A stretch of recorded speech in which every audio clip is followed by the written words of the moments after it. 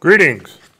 Welcome to Veteran to Veteran. I'm Conrad Kaskowski with the Plymouth American Legion, and with me is Dwayne Wick. And he's also with the Plymouth American Legion and 2nd District Vice Commander for now. For a little while. For a little while, and then next time you'll see a different hat on this guy. He's got quite the collection. Now, for today's show, by the way, we'll be reading from scripts in front of us. The budget doesn't exactly call for a teleprompter, so please bear with us. We like to be as accurate as possible, and that's why we are using this method. So for today's show, we're going to discuss two very different stories about two soldiers killed in action being unaccounted for. They both deal with the resolution of the American Legion for accountability of those who fought for our freedoms and are now listed as missing. One story we have is about a U.S. Army Air Corps pilot listed as killed in action, but recorded as unaccountable and missing in action. The other story is about a U.S. Army soldier killed in action. He was accountable, but his remains were unclaimed for decades. So Dwayne has the story of a missing in action World War II pilot that was finally identified and brought home for proper burial. Dwayne, who is this hero that was finally brought home? Yes, we are talking about U.S. Army Air Corps First Lieutenant Roy C. Harms of Grafton, Wisconsin, killed during World War II and was accounted for August 2nd, 2022. So what's the story about Lieutenant Harms? Okay, Lieutenant Roy Harms was born August 24th, 1916, graduated from Grafton High School in 1934, was Grafton's first Eagle Scout. Roy Harms was remembered by late Grafton townsfolk as a beloved Boy Scout leader, a hard worker in his family's general store. According to a letter written in 2002 by Leroy Pollen, an old friend, now deceased, who witnessed Harms' special hometown farewell the day he left for war. Roy decided to make a slight detour on his final flight overseas to England in his B-24 Liberator by circling back over Grafton, dropping a packet of cloth containing a bullet that was wound up being hidden into a nearby haystack, Poland once said. He was flying so low, it was like he was flying right through our house. Okay, so we know Lieutenant Harms was a B-24 pilot. What happened on his final mission?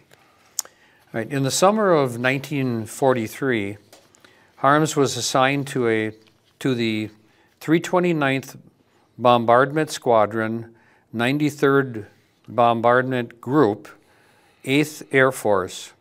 On August 1st, 1943, the B-24 Liberator bomber he was piloting was hit by enemy aircraft fire and crashed during Operation Tidal Wave, the largest bombing mission against the oil fields and refineries in Ploiești, north of Bucharest, Romania. I hope I'm pronouncing these names right. His remains were not identified following the war. They could not be identified. The remains that could not be identified were buried as unknowns in the hero section of the civilian and military cemetery in Blovan Ploiești, Prahova, Romania. Oh, that was easy for you to say. So he's listed as missing in action. Then through new scientific method using DNA, he's identified.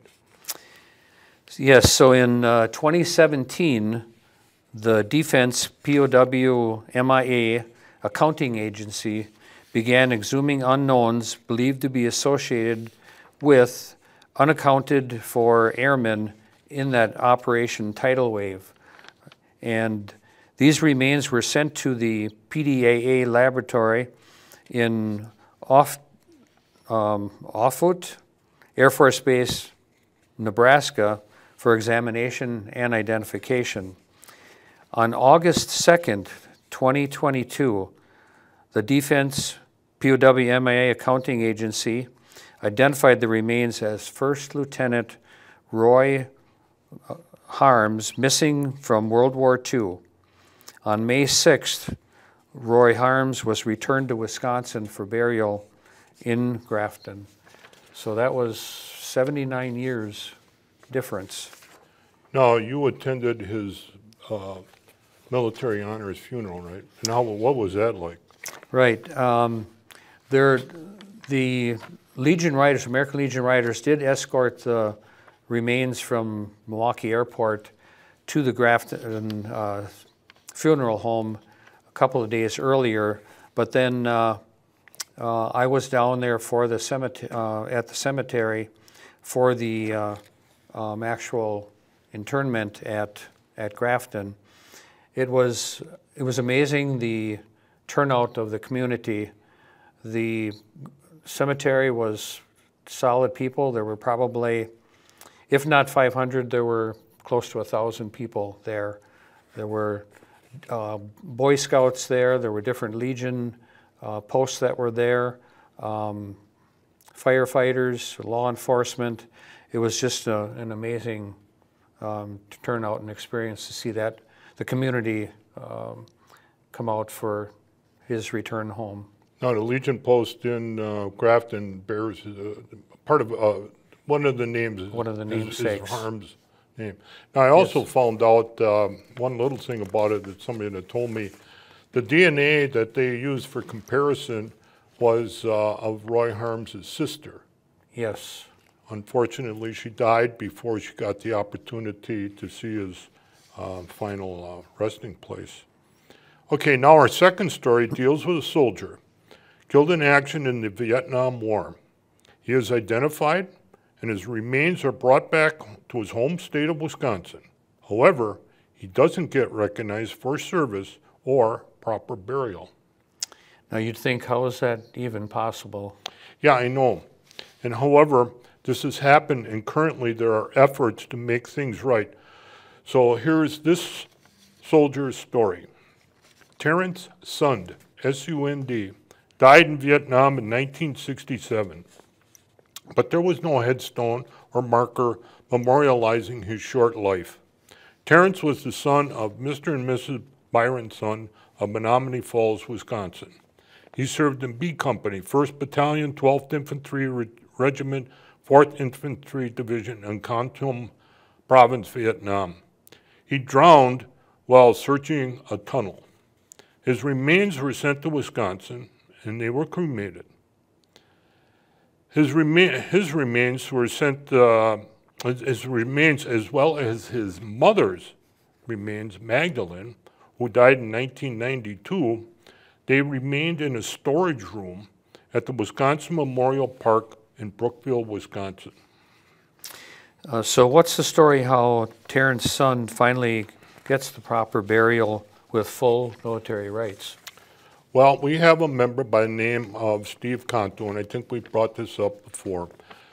Steve is on a mission to find every Wisconsin soldier, Marine, sailor, and airman killed in Vietnam, making sure that they have a proper burial site and is maintained and specifically recorded.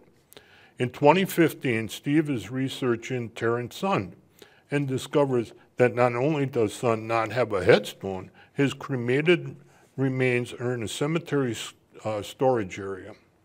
Well, Steve knows this is just not right. So he goes about and raises $5,000 so Terrence and his mother are properly buried, with Terrence getting the full military honors he so deserved. So knowing Steve, the story doesn't end there.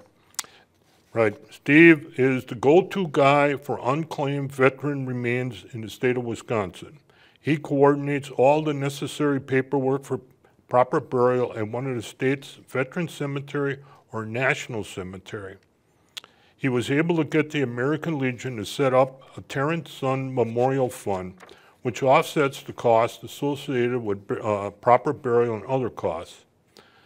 The irony of this whole story, Terrence's father, Byron, is buried at the Wisconsin State Veteran Cemetery in Union Grove, and he died in 1970. So family issues sometimes cause these unclaimed problems. But it's not for us to judge. So any questions or for more information, you can contact us and we'll direct you to the forms needed to donate to the Terrence Son Fund. Yes. Now, we presented 2 stories about veterans that waited decades before they were properly buried and rendered military rights. So even if it's an hour, a year, or in this case, decades, American Legion has a goal: make sure veterans are granted the honors they earned. So I want to thank you all for watching, and above all, keep yourselves safe, and please stay healthy. And remember, they will never be forgotten.